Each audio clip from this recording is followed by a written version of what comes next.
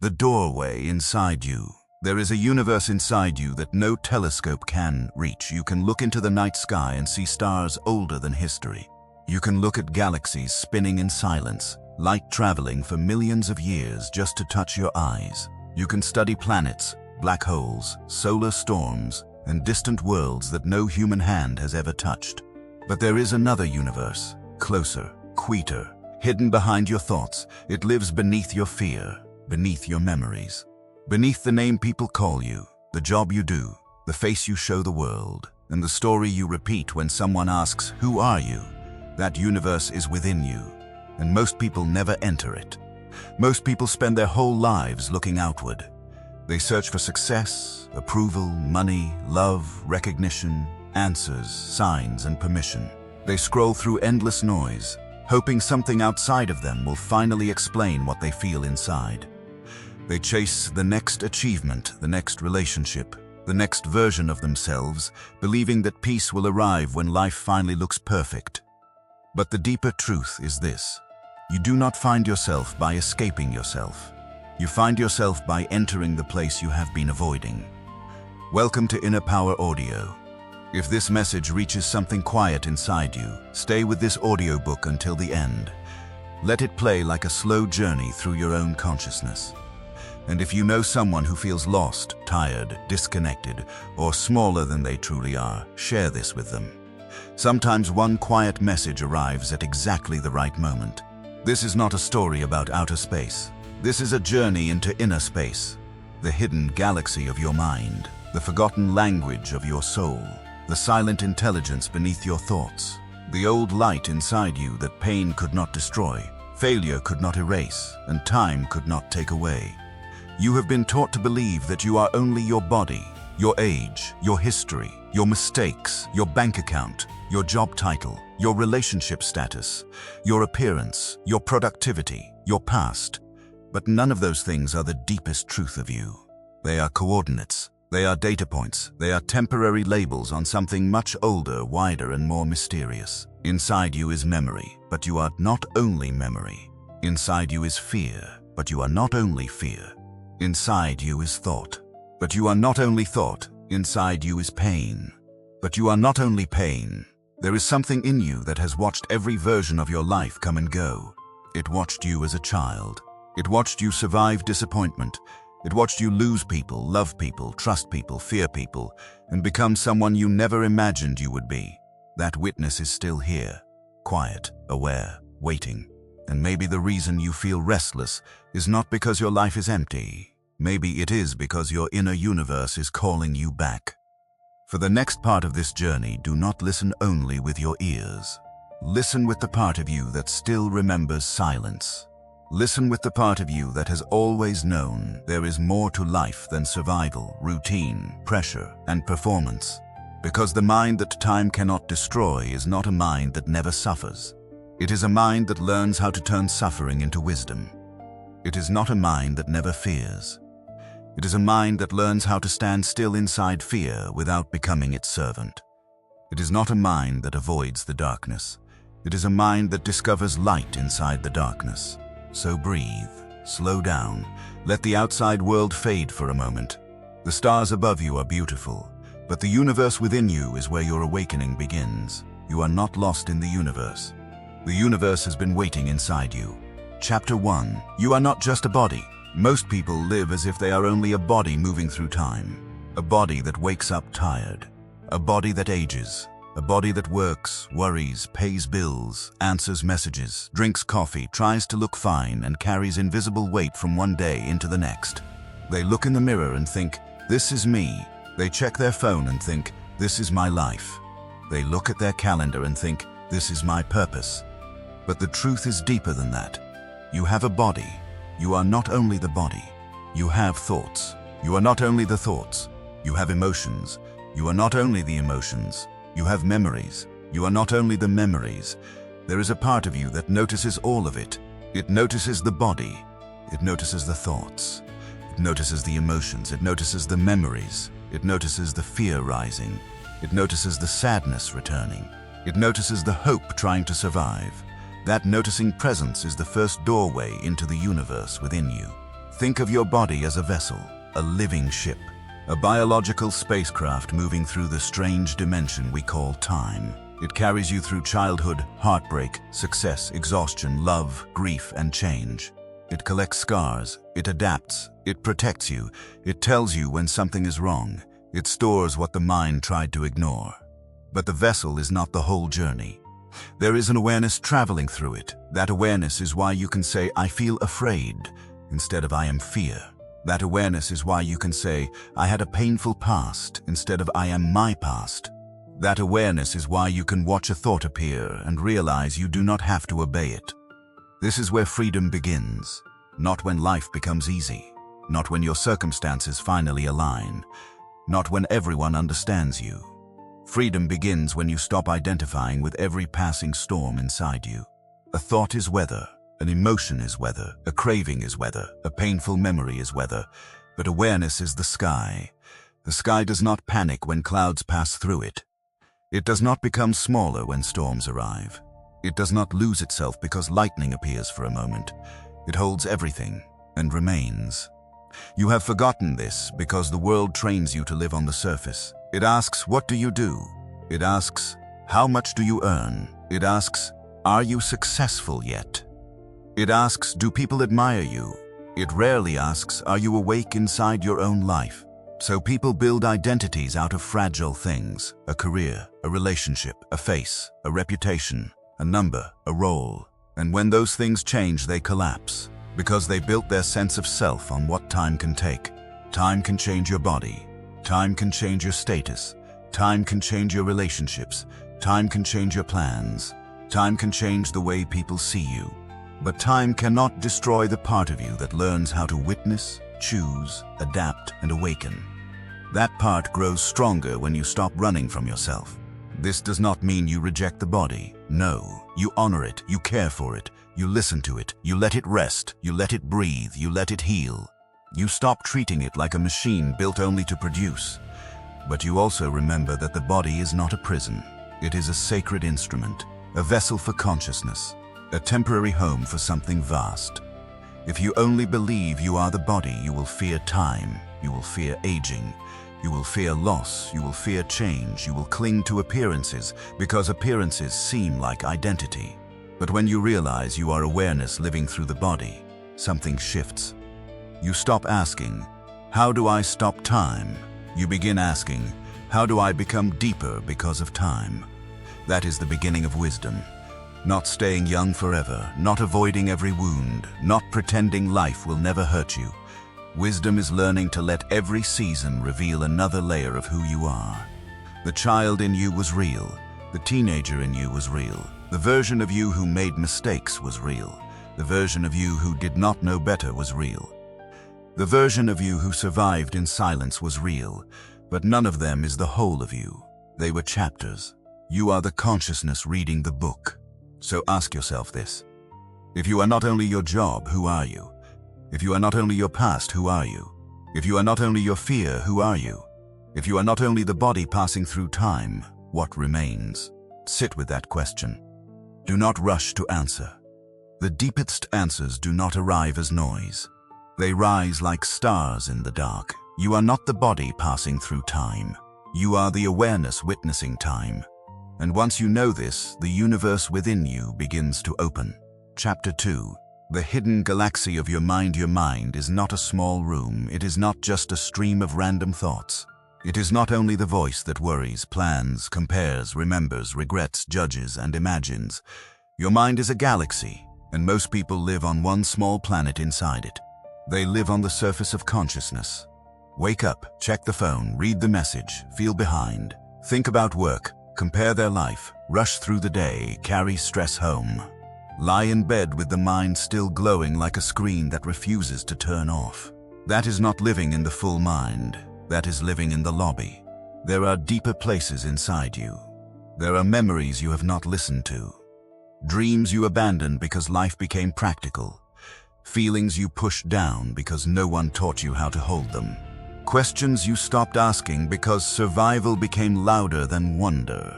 And there are signals within you that cannot be heard while your attention is constantly being sold to the outside world. This is one of the great tragedies of modern life. People have more information than ever, but less inner clarity. They know what strangers are doing across the world, but they do not know what their own sadness is trying to say. They know the latest trend, the latest crisis, the latest update, the latest argument, but they do not know the landscape of their own mind. They have maps for highways, cities, airports, and galaxies, but no map for the self, so they get lost inside themselves. They mistake anxiety for truth. They mistake impulse for desire. They mistake distraction for rest. They mistake overthinking for intelligence. They mistake numbness for peace. But the hidden galaxy of your mind is waiting beneath the noise. Every thought is like a star. Some shine for a moment and disappear. Some return every night. Some guide you, some burn you. Every memory is like an old planet.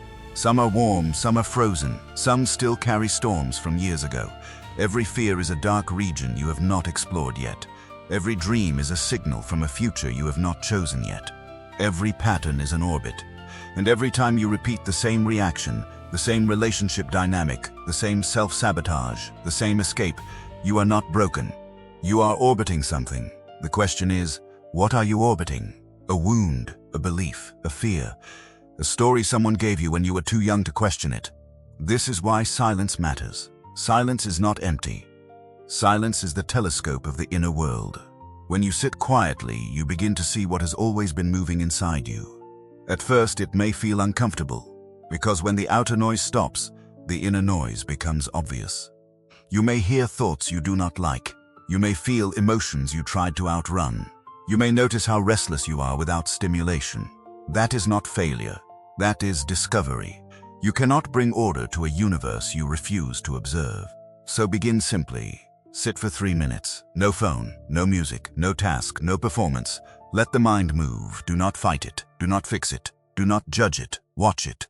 A thought appears, let it pass. A memory appears, let it pass. A fear appears, let it pass. A plan appears, let it pass. You are not there to control the galaxy. You are there to learn its patterns.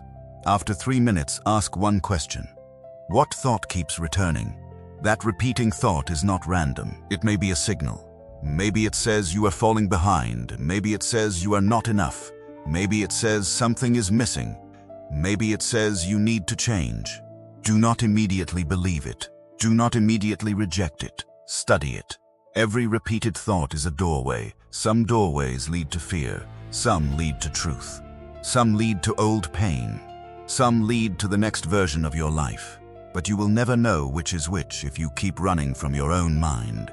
The goal is not to have no thoughts. The goal is to stop being ruled by thoughts you have never examined, because an unexamined mind becomes a maze. But an observed mind becomes a map, and when the map becomes clear, you stop wandering in circles. You begin to move with intention. Your mind is not noise. It is a galaxy waiting for order. Enter it slowly. Enter it honestly. Enter it without shame. There are stars in you that have not been named yet. Chapter 3. The Ancient Light Beneath Your Fear. Fear is not the enemy. Fear is a messenger. But most people never read the message. They only react to the alarm. They feel fear and shrink. They feel fear and run. They feel fear and delay. They feel fear and call it logic. They feel fear and convince themselves that staying small is the same as staying safe. But fear is not always telling you to stop. Sometimes fear is pointing to the place where your next awakening begins. There is an ancient light beneath your fear. Not above it, not around it, beneath it. You do not find that light by pretending you are fearless. You find it by entering fear with awareness. Think of fear like a black hole in the inner universe. From a distance, it looks like darkness. It looks like danger. It pulls your attention. It bends your choices. It distorts your sense of what is possible. The more you avoid it, the stronger its gravity becomes. You avoid the conversation and the fear grows. You avoid the decision and the fear grows. You avoid the dream and the fear grows. You avoid looking at your past and the fear grows. But when you finally turn toward it, something strange happens. The black hole becomes a portal. Inside the fear is data. Inside the fear is memory. Inside the fear is a younger version of you trying to survive with the tools it had at the time. Fear of failure may not be about failure. It may be about humiliation you never forgot. Fear of love may not be about love. It may be about abandonment you never healed. Fear of success may not be about success. It may be about being seen, judged, envied, or expected to become someone you do not know how to be. Fear of change may not mean the new path is wrong. It may mean your nervous system is loyal to the familiar, even when the familiar is hurting you. This is why you must stop insulting yourself for being afraid. You are not weak because fear appears. You are unconscious only when fear leads and you obey without question. Real strength begins when you can say, "I feel fear, but fear does not get to make the final decision." That sentence changes everything. It creates space.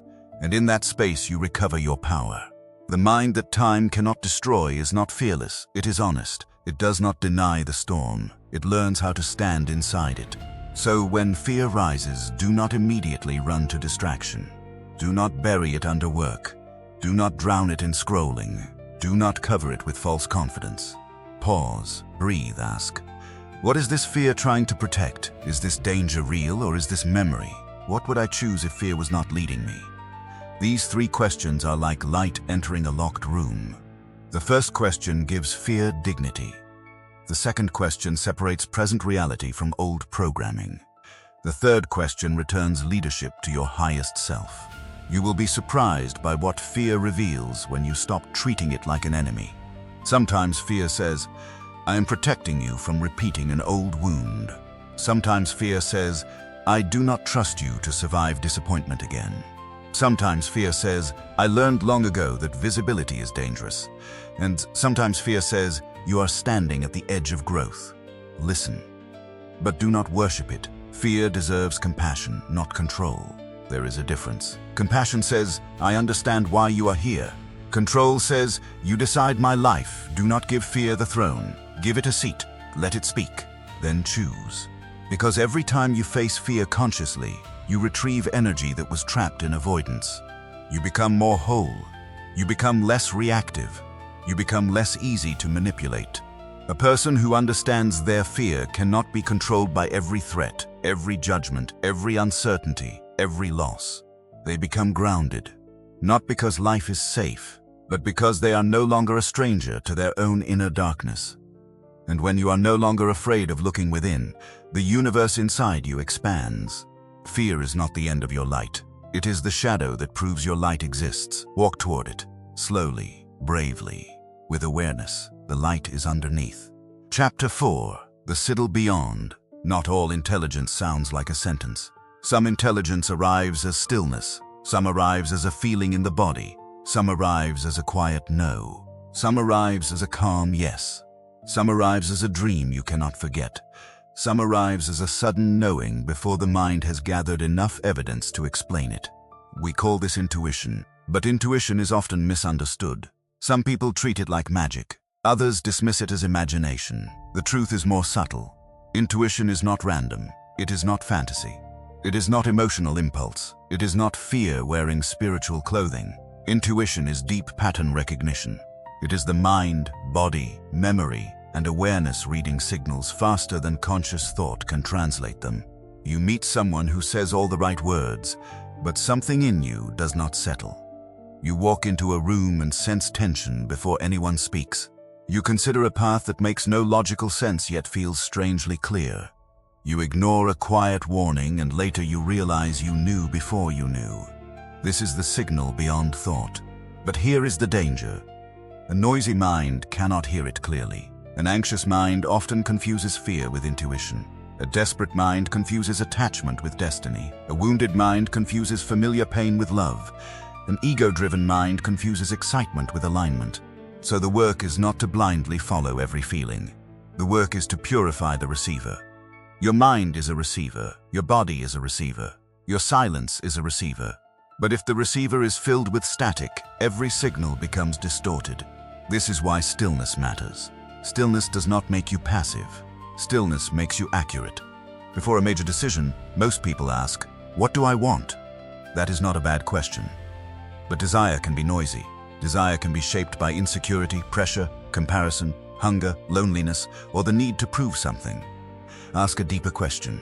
What feels clear when I become quiet? Not exciting, not dramatic, not urgent. Clear. Because anxiety rushes. Intuition settles. Anxiety demands an immediate answer. Intuition remains steady even when you wait. Anxiety often speaks in panic.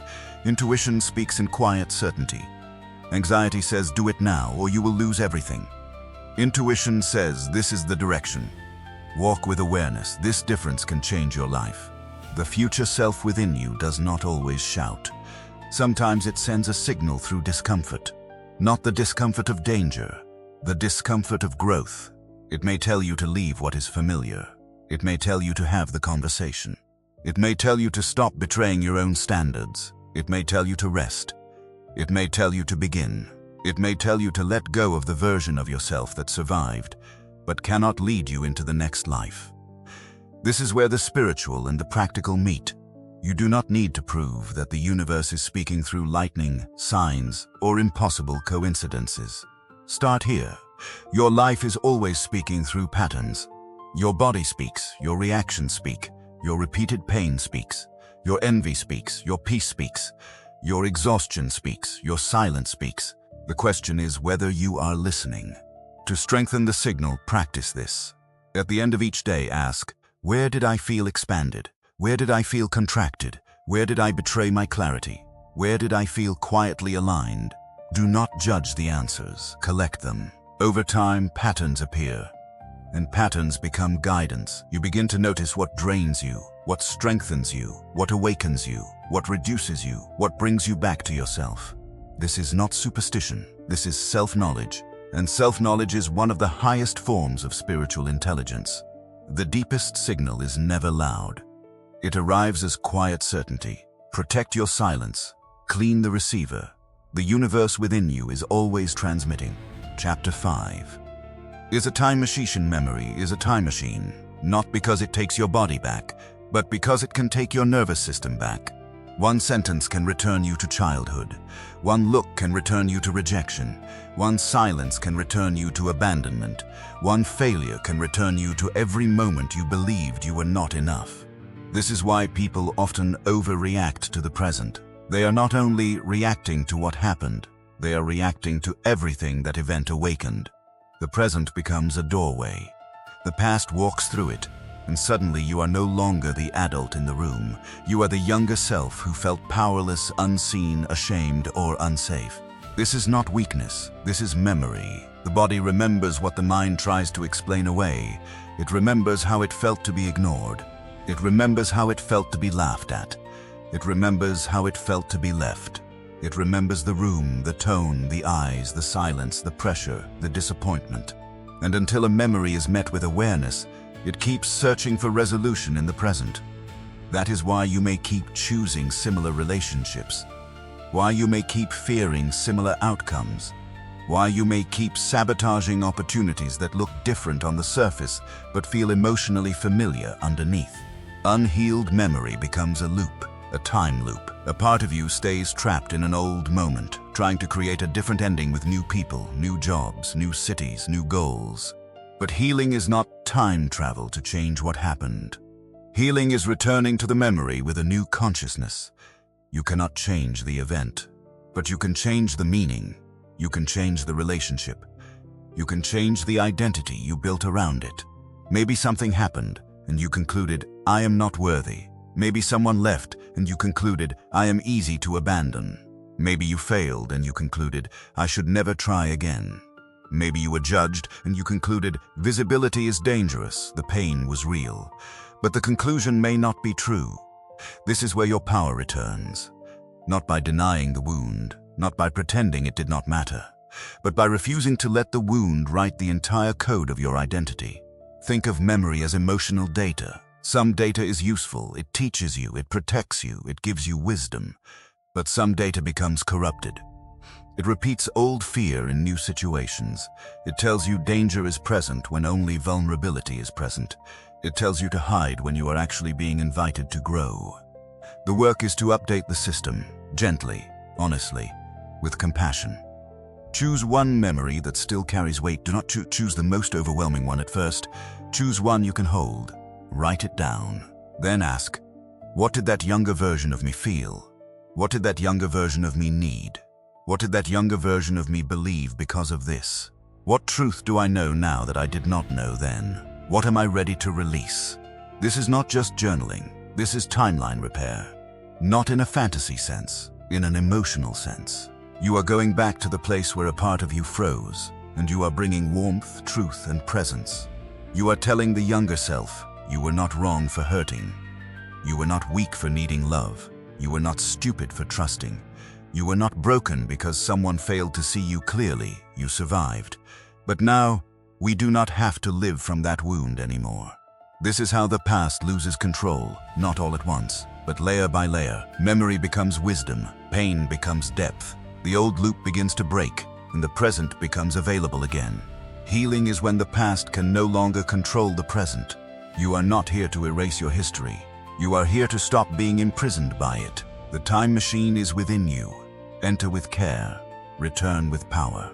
Chapter 6. The future Felfen is already calling. You are not only pulled by the past, you are also called by the future. There is a version of you that exists as possibility before it exists as reality. Calmer, clearer, stronger, more honest, more disciplined, less desperate for approval, less addicted to chaos, less willing to betray inner peace for temporary comfort. That version is not waiting in some distant year. It is not hidden behind perfect conditions. It is not unlocked only after success, money, love, or recognition arrives. Your future self is built through your present choices. Every day, you are voting for a timeline. Not with fantasy, with behavior. When you wake up and keep your first promise to yourself, you vote for one future. When you delay again, you vote for another. When you pause instead of reacting, you vote for one future. When you let anger speak for you, you vote for another. When you protect your focus, you vote for one future. When you give your attention to every distraction, every fear, every notification, every opinion, you vote for another. This is not punishment. This is creation. You are creating yourself all the time. Most people think the future is something that happens to them, but a large part of the future is something they rehearse. They rehearse anxiety. They rehearse avoidance. They rehearse low standards. They rehearse emotional reactions. They rehearse the identity they claim to hate. Then they wonder why life feels familiar. The future self is not created by wishing. It is created by repetition. You do not become peaceful by imagining peace once. You become peaceful by practicing the pause every time chaos invites you to collapse. You do not become disciplined by watching videos about discipline. You become disciplined by doing the small thing when your mood says no. You do not become wise by getting older. You become wise by reflecting honestly on what life is trying to teach you. This is where the sci-fi metaphor becomes powerful. Imagine that your future self is sending a signal backward through time. Not with words, with dissatisfaction, with longing, with the quiet sense that you are meant for more than your current patterns. That discomfort you feel may not be proof that your life is wrong. It may be the signal of a higher timeline, asking you to stop living beneath your capacity. The future self does not always feel like inspiration. Sometimes it feels like irritation with your own excuses. Sometimes it feels like grief for the time you keep wasting. Sometimes it feels like a strange sadness when you know you are capable of more but keep choosing less. Listen to that, not with shame, with responsibility. Every morning ask 3 questions. What would my future self refuse today? What would my future self protect today? What would my future self do for 10 minutes right now? 10 minutes matters. 10 minutes is a portal. 10 minutes of writing. 10 minutes of walking. 10 minutes of silence. 10 minutes of cleaning your space. 10 minutes of learning. 10 minutes of telling the truth. 10 minutes of beginning the thing you keep avoiding. The mind loves to make transformation dramatic because drama gives it an excuse to delay. But the future is built in small doors. Walk through one, then another, then another. You will not feel different immediately. That is why discipline matters. Discipline is trust in a future you cannot see yet. It is proof that you believe your life is still worth building. So stop waiting for a sign. Become the sign. Stop waiting to feel ready. Act in a way your future self would respect. Stop asking who you are. Watch what you repeatedly choose. Your future self is not waiting ahead. It is being built through you now. Every choice is a message across time. Send better messages. Chapter 7. The mind that time cannot destroy. Time breaks what is hollow. It deepens what is real. This is the difference between a mind that collapses with age and a mind that becomes luminous with age. Time will change your body, that is certain. Time will change your face, your energy, your relationships, your plans, your priorities, your idea of what matters. Time will take some things before you are ready to let them go. It will close doors. It will reveal truths. It will show you who was temporary. It will show you what was never yours. It will humble you. But time cannot destroy a mind that knows how to learn from everything. The mind that time cannot destroy is not hard. It is deep. A hard mind becomes bitter. A deep mind becomes wise. A hard mind resists every change. A deep mind asks what the change is teaching. A hard mind clings to old identity. A deep mind lets identity evolve without losing its center. A hard mind says, "Life hurt me, so I will close." A deep mind says, "Life hurt me, so I will become more conscious." This is the difference. Pain makes some people cruel. Pain makes some people awake. Loss makes some people empty. Loss makes some people grateful. Failure makes some people quit. Failure makes some people precise. Aging makes some people afraid. Aging makes some people free. It depends on what is being built inside. If the inner world is hollow, time exposes it. If the inner world is rooted, time strengthens it. So how do you build a mind that time cannot destroy? You build 4 inner structures: silence, discipline, reflection, meaning. Silence is the first structure. Without silence, you cannot hear yourself. You become a product of noise, the opinions of others, the speed of culture, the panic of news, the comparison of social media, the pressure to always be doing something, becoming something, proving something. Silence returns you to the center. Even 5 minutes a day can become a sanctuary. Not because 5 minutes fixes everything, but because 5 minutes reminds you that you still have access to yourself. Discipline is the second structure. Discipline is not punishment. Discipline is self-respect in action. It says, "My future matters enough for me to act when my mood is unstable." A disciplined person is not someone who always feels strong. A disciplined person is someone who has stopped making mood the king. They move because the standard is higher than the feeling. Reflection is the third structure. A life without reflection becomes repetition. You can suffer the same lesson for 10 years if you refuse to ask what it is trying to teach you. Reflection turns experience into wisdom. At the end of the day, ask, what did I learn? Where did I lose myself? Where did I act from fear? Where did I act from truth? What must I do differently tomorrow? These questions slow the loop. They turn life into a teacher. Meaning is the fourth structure. Meaning is how the soul digests pain. Without meaning, suffering becomes heaviness. With meaning, suffering becomes depth. This does not mean everything happens for a simple reason. Some things are painful because they are painful. Some losses do not need a slogan, but you can still choose what you become after them. You can choose to become more honest, more compassionate, more awake, more focused, more committed to what is real. That choice is meaning, and meaning protects the mind from decay. Because a person with meaning can endure seasons that would destroy a person living only for comfort. The mind that time cannot destroy is not untouched by life. It is transformed by life without being emptied by it. It can cry and still trust. It can lose and still love. It can age and still wonder. It can fail and still build. It can sit in darkness and still remember the stars. Time breaks what is hollow. It deepens what is real. So build what is real. Build silence. Build discipline. Build reflection. Build meaning. Then time will not only pass over you, it will polish you. Chapter 8. The Ein Cosmos needs order. A universe without order becomes chaos. A mind without order becomes suffering. Inside you, many forces are moving: desire, fear, memory, impulse, intuition, pain, hope, ambition, fatigue, love, anger, dreams, regret. If these forces have no orbit, they collide.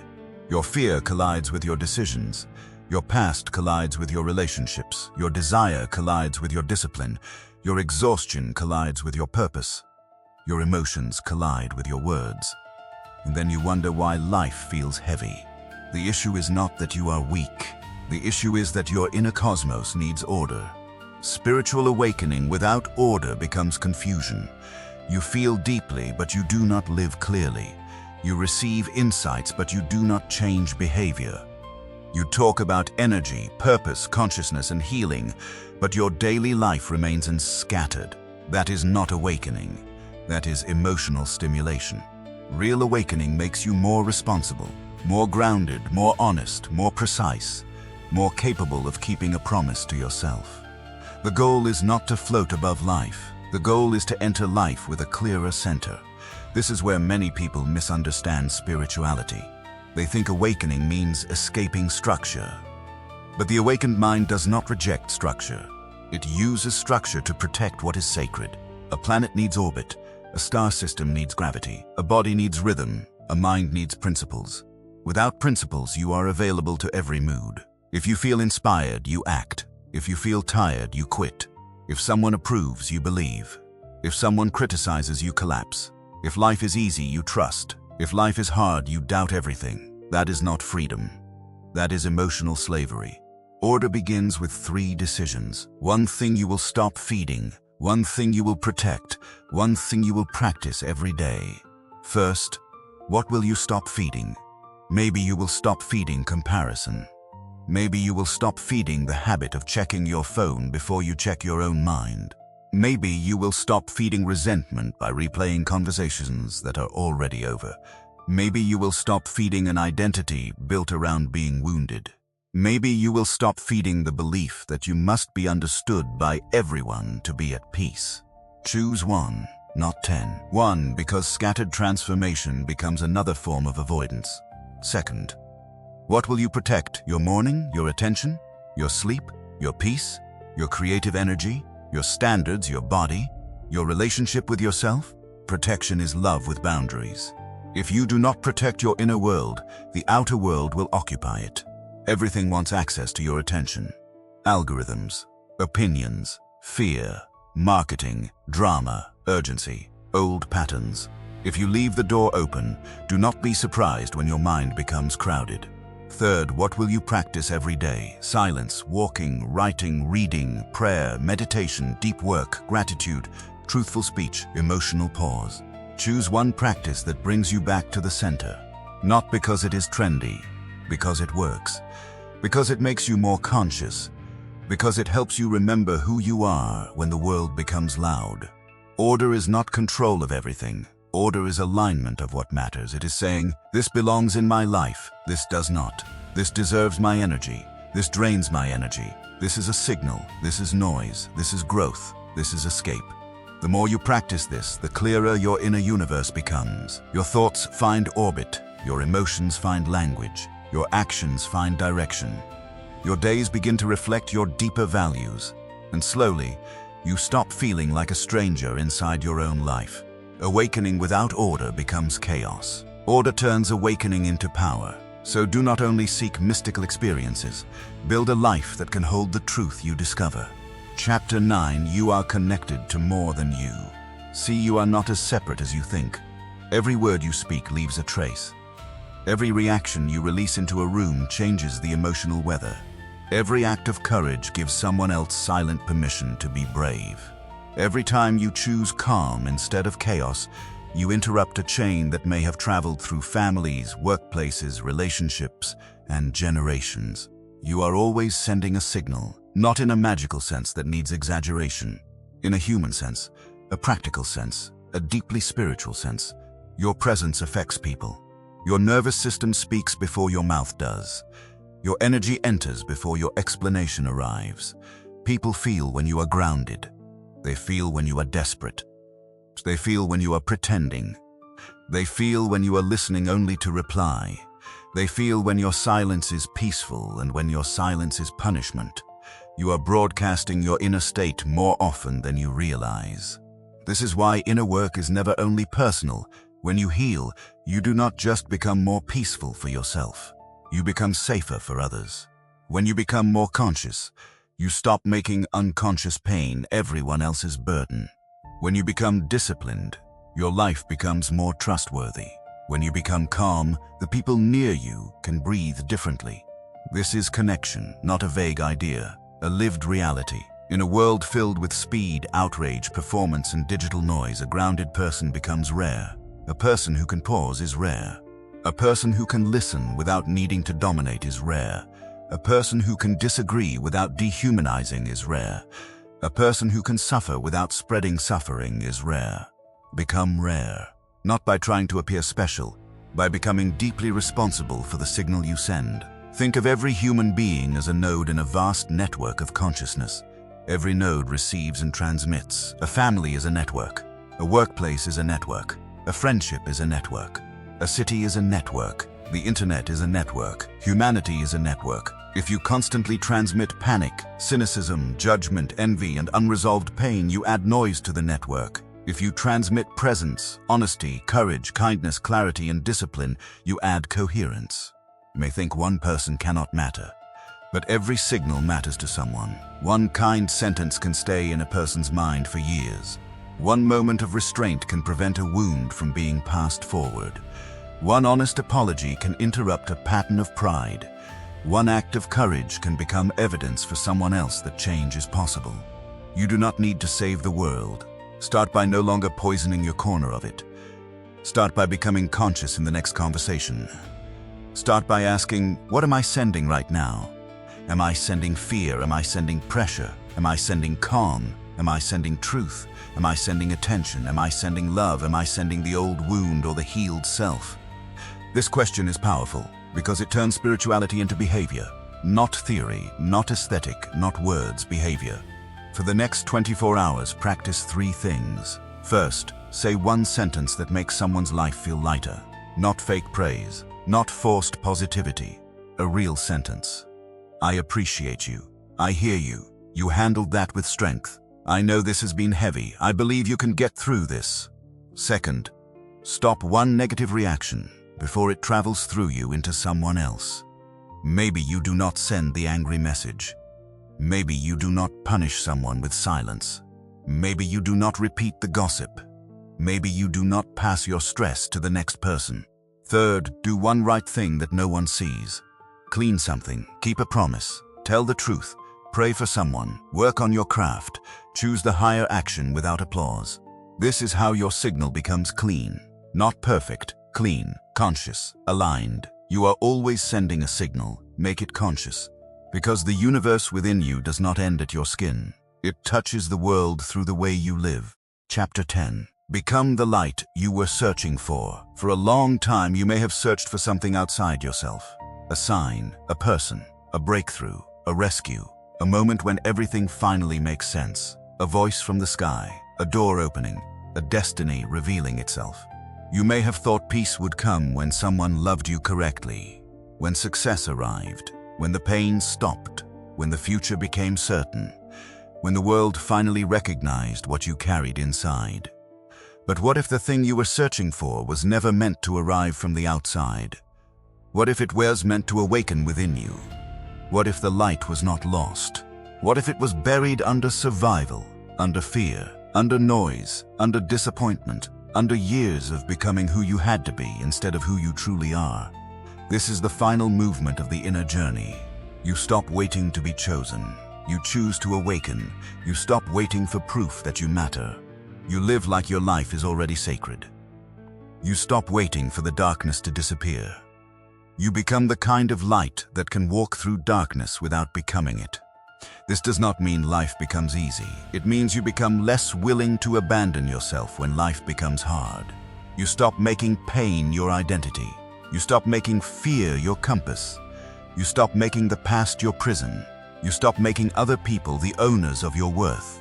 You begin to live from a deeper center, a center that says, I can feel deeply and still choose wisely. I can lose something and still remain whole. I can be misunderstood and still stay true. I can be delayed and still keep building. I can be hurt and still refuse to become cruel. This is spiritual strength, not floating above humanity, living fully within it without forgetting the light. The world does not need more people pretending to be awakened. It needs people who are awake in the way they treat others, awake in the way they speak, awake in the way they work, awake in the way they forgive, awake in the way they take responsibility, awake in the way they protect their peace without closing their heart. You become the light not by escaping your humanity, but by illuminating it. Your flaws, your grief, your longing, your mistakes, your tenderness, your unfinished places. Bring light there first. Do not use spirituality to avoid your wounds. Use awareness to meet them. Do not use cosmic ideas to feel superior. Use them to become humble. You are a small human being under an infinite sky. And still there is an infinite sky inside you. Both are true. That is the mystery. You are dust, and you are consciousness. You are temporary. And you carry something timeless. You are fragile, and you are capable of astonishing resilience. You are one life, and your life touches countless others in ways you may never fully see. So become responsible for your light. Not dramatic, not loud, not performative, steady, quiet, real.